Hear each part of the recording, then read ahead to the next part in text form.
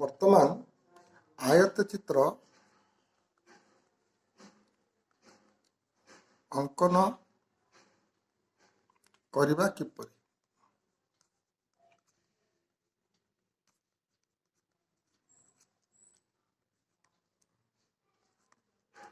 ଦୈର୍ଘ୍ୟ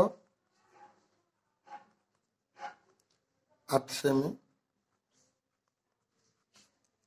ପ୍ରସ୍ଥ 5 ସେମି। ପ୍ରଥମେ 8 ସେମିର ଏକ ରେଖାଖଣ୍ଡ ଅଙ୍କନ କରିବା। ତାର ନାମ ଦେବା କ ଖ।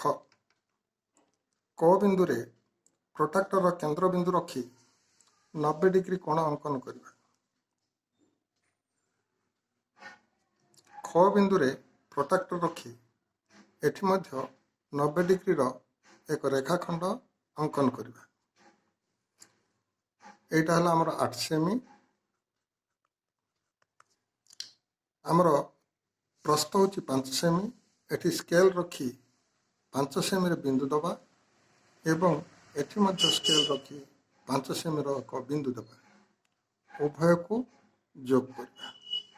ବର୍ତ୍ତମାନ এইটা ହେଲା ଆମର 5 ସେମି, ଇଏ ମଧ୍ୟ ହେଲା 5 ସେମି, ଇଏ ମଧ୍ୟ 8 ସେମି। ୟା ନା ଦେବା ଗ, ୟା ନା ଦେବା ଘ। ଆୟତ ଚିତ୍ରର ବିପରୀତ ବାହୁ ଗୁଡ଼ିକ ପରସ୍ପର ସମାନ। କ ଖ ବାହୁ ସହିତ ଗ ଘ ବାହୁ ପରସ୍ପର ସମାନ ଏବଂ କ ଘ ବାହୁ ସହିତ ଖ ଖ ବାହୁ ମଧ୍ୟ ପରସ୍ପର ସମାନ। ଆୟତ ଚିତ୍ରର ପ୍ରତ୍ୟେକ କୋଣ ଗୁଡ଼ିକ 90 ଡିଗ୍ରୀ।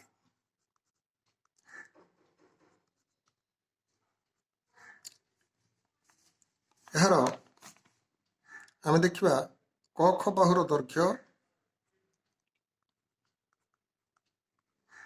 ବାହୁର ଦୈର୍ଘ୍ୟ 8 ସେମି, ଖ ଗ ବାହୁର ଦୈର୍ଘ୍ୟ 5 ସେମି, ଗ ଘ ବାହୁର ଦୈର୍ଘ୍ୟ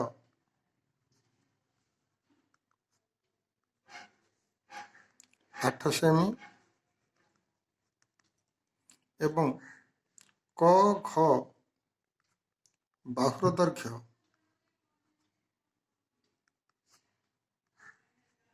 5 ସେମି।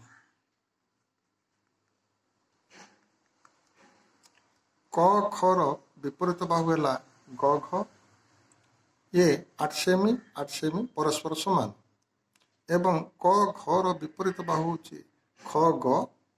ଏ ଦୁଇଟା ବାହୁ ମଧ୍ୟ 5 ସେମି 5 ସେମି ପରସ୍ପର ବିପରୀତ ବାହୁ ଗୁଡ଼ିକ ସମାନ ଏବଂ ଏହାର ପ୍ରତ୍ୟେକ କୋଣ ସମକୋଣ। ତେଣୁ ଏହାକୁ ଆମେ ଗୋଟେ ଆୟତ ଚିତ୍ର କହିବା। ବର୍ତ୍ତମାନ ଦେଖିବା ଆୟତ ଚିତ୍ରର ପରିସୀମା ଆଣିବା କିପରି। ଆୟତ ଚିତ୍ରର ପରିସୀମା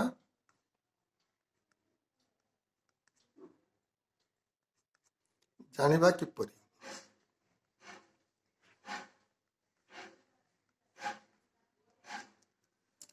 ଆୟତ ଚିତ୍ରର ପରିସୀମାର ସୂତ୍ର ହେଲା 4 ବାହୁର ସମଷ୍ଟି। ଆୟତ ଚିତ୍ରର ପରିସୀମା 4 ବାହୁର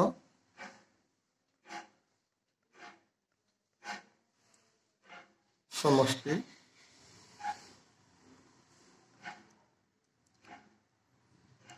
ଦୈର୍ଘ୍ୟ ପ୍ଲସ୍ ପ୍ରସ୍ଥ ପ୍ଲସ୍ ଦୈର୍ଘ୍ୟ ପ୍ଲସ୍ ପ୍ରସ୍ଥ। ବର୍ତ୍ତମାନ ଏଠାରେ ଆମର ଦୁଇଟି ଦୈର୍ଘ୍ୟ, ଦୁଇ ଦୈର୍ଘ୍ୟ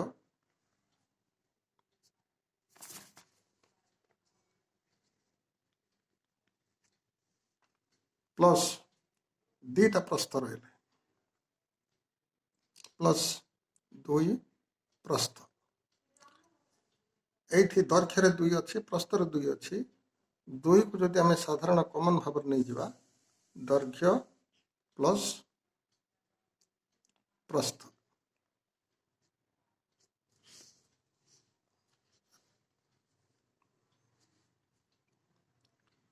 प्रस्थ बर्तमान 2 ही कॉमन दैर्घ्य माने 8 सेमी प्लस प्रस्थ 5 सेमी 2 ही 8 प्लस 5 13 सेमी इक्वल 26 सेमी आम साधारणतः आयत चित्र परिसीमार सूत्रटा हूँ आयत चित्र परिसीमा इक्वल 2 ही इंटू दैर्घ्य प्लस प्रस्थ यहाँ आयत चित्र परिसीमार सूत्र वर्तमान आम यार यही आयत चित्र क्षेत्रफल आयत चित्र चतुर्पार्श्वर मध्यवर्ती अंश रही अंश को एगुड़ा कहवा आम आयत चित्र क्षेत्र एटा कहवा आयत क्षेत्र आयत क्षेत्र क्षेत्रफल आनिबा किपरि आयत क्षेत्र क्षेत्रफल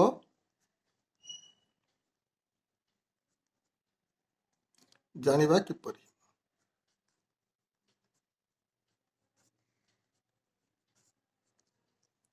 आयत क्षेत्र क्षेत्रफल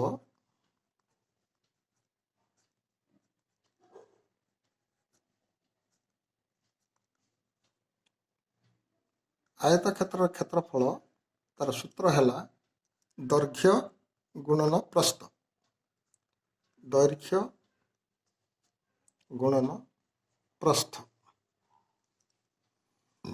दैर्घ्य बोल दी आमर 8 सेमी प्रस्थ गुणन प्रस्थ देला 5 सेमी 8 इंटू 5 8 पंचा 40 सेमी गुणन सेमी वर्ग सेमी हेब